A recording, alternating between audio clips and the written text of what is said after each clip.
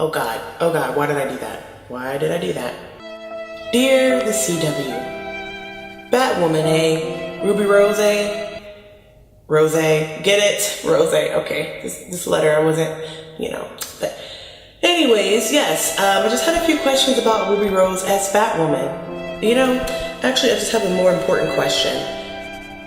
Can you guys bring Young Justice to the CW? Just kind of like take it off of DC Universe and just come back to the CW. That'd be great. Thanks. Hey guys, Victoria here and welcome to the Geeky Sandbox. Okay guys, so from what we talked about, Ruby Rose, she's going to be playing Batwoman. I found out through Instagram with one of my comic book sources and I was shook. And not necessarily good shook. I know a lot of people are very happy about the choice, whereas some of us, we're not angry or anything like that, but we're just trying to process it. And one thing that me and one of my best friends do, we always try to imagine that person in the role, which, people did that to Robert Downey Jr. People did that to, give or take, Ben Affleck as Batman. But with Robert Downey Jr. specifically, people did that, and they were like, oh, there's no way he's going to be a good Tony Stark. He's not going to be a good Iron Man, which, of course, on this channel, everything comes back to Robert Downey Jr. But my point is, sometimes you can make those snap judgments about what an actor can deliver, and it actually turns out that they're the best fit for the role, and you can't imagine anyone else having played that role, you know what I mean? But with this one, I still find myself doing the same thing, because Ruby Rose, for those of you who don't know, she has a few acting credits under her belt. She's going to be in the Meg, which is the big shark movie that's coming out in a couple of days, I believe. And she was in John Wick 2. She was in Resident Evil, Extinction. I think that's the last one. I'm getting all my Resident Evils mixed up, but she was in the very last Resident Evil movie in the series. She was in Orange is the New Black. She was also in, I can't remember the name of the movie, but it's the action-packed movies with Vin Diesel, and I'm not talking about the Fast and Furious movies, but I think it's called Triple X, or I can't remember his name exactly, but I'll put it there so you guys can know exactly what I'm talking about. But yeah, so within all those roles, she had very little speaking lines, and the action, most of it was mostly one-liners and action sequences, and she looked really great in all those roles. I really did enjoy her in John Wick 2, and I enjoyed her in Resident Evil, that last one there. But I didn't really care for her in Orange is the New Black. But Ruby Rose is gorgeous, she's kind, and she's in the LGBT community. And so I know that a lot of people are really excited about this one. And so that's why I was like, I don't want to be the bearer of bad news, but I'm coming in with the execution part of it all. Like, Ruby Rose has the look, she has the fan base, she has just like those types of movies that would help mold a Batwoman, you know what I mean? Those action-packed movies, and also add in that drama from Orange is the New Black. You need those key components in order to make up or be able to handle a Batwoman story. And it all depends if this is an origin story or if we're picking up at some point and whatnot. And I'll definitely have to do a little bit more research to get a few more details. I did hear that since it is on the CW, obviously it's going to be a TV show. Now, whether or not they still plan on doing crossovers with Arrow, because Arrow has that dark theme. People always make jokes about how he's Batman, since Batman doesn't exist in the Arrowverse, but they are going to try to, at least I think, try to do some crossovers with the Arrowverse and Batwoman.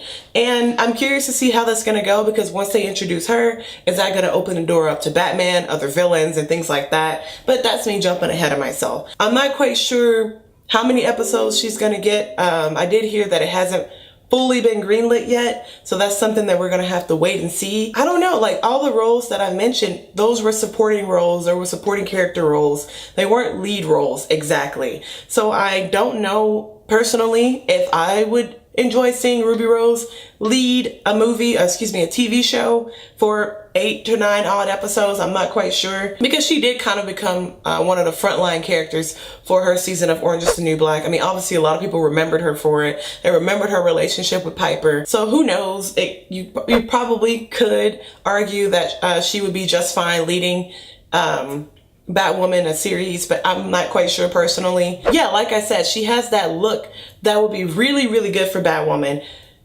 really, really good. Like, I don't know, like aesthetically, best decision that they could have made. Now, acting, I don't think Ruby Rose is the best actor out there. So like I said, to see her carry a TV series for quite a while, I don't know, that's up for debate. Now, like if she does come in with Arrow, then, you know, it'll be more of that supporting character kind of thing again. So, which, I don't know, like I said, I'm all over the place. It's just hard because you want actors to be able to grow and do better. So at the same time, I want her to be able to have that series, that standalone, to kind of like, I don't know, show people what she's about, build her own acting skills, and just kind of say, hey, I'm here, and, you know, it's time to pay attention to me, versus kind of sticking her with Arrow and his team, and she still falls back on the back line as being a supporting character, which everyone knows Batwoman is not a supporting character, give or take. I really do hope that if this does get greenlit, that the execution,